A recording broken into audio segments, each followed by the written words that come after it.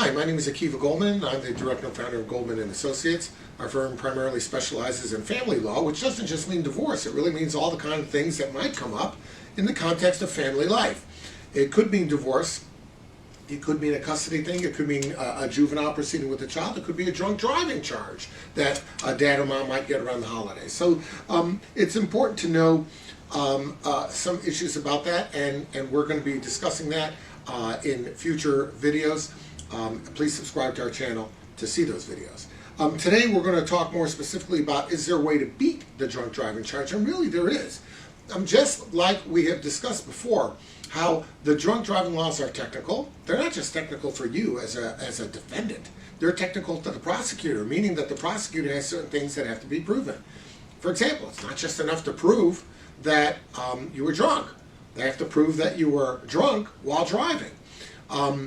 It's always interesting when you have those cases where somebody's reported to be drunk by a citizen or something. The police show up at the person's house and find him sitting at the kitchen table with a bottle of booze drinking.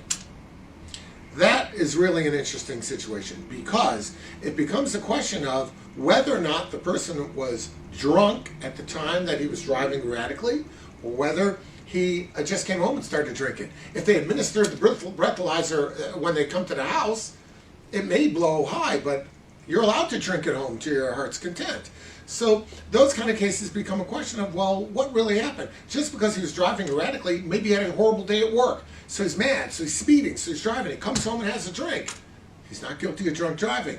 It may be a bad social habit, maybe a person shouldn't be depressed and turn to alcohol, but that doesn't violate these DUI laws. So there are ways to beat the charge.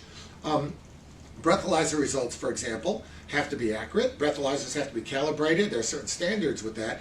But if you have a breathalyzer that's not calibrated, you can still lose the drunk driving case, because remember, people got charged and convicted of drunk driving before we even had the breathalyzer, based on the way they were driving, based on detecting an odor of intoxicants in the person or in the vehicle, based on the glassy eyes and the slurred speech and all the things that might indicate, even without a breathalyzer, that a person's under the influence. So there are ways to beat it. Skilled lawyers will know whether or not you're in a situation where you might be able to beat the charge. And even if you can't beat the charge, there may be ways, if you can't beat it, to sort of compromise it and work out a deal so as to lessen the penalty and the impact on your life in that case. If you have any questions about that, or you got something like that that's coming up, give us a call immediately. We'll be glad to help you out.